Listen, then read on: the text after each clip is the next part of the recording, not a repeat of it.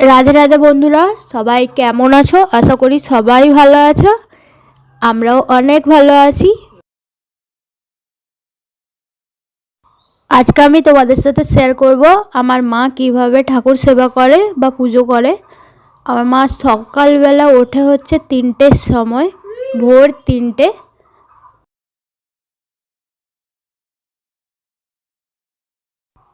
ঘুম থেকে উঠে স্নান ফান করে 5টের সময় এখন হচ্ছে ঠাকুর সেবা করছে। এখনও সকাল হয়নি।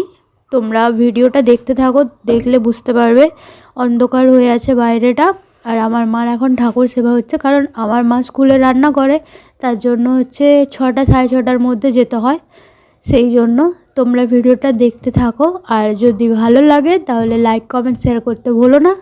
আর আইডিটাকে ফলো করে দিও।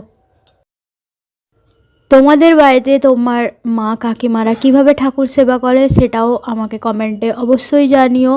আর টাইমও আমি তোমাদেরকে দেখাবো। যখন ওপরে মানে ওপরে হচ্ছে ঠাকুর সেবা করছিল তখন 5টা বাজছিল। আর যখন নিচে এসে মন্দিরে করছিল মঞ্চতে, তখন 5টা 25 এরকমই হবে। সবে সকাল হচ্ছে। তবে সকালবেলা ঘুম থেকে উঠতে দারুণ লাগে, কিন্তু এত সকালবেলা আমি তো উঠতে পারি না।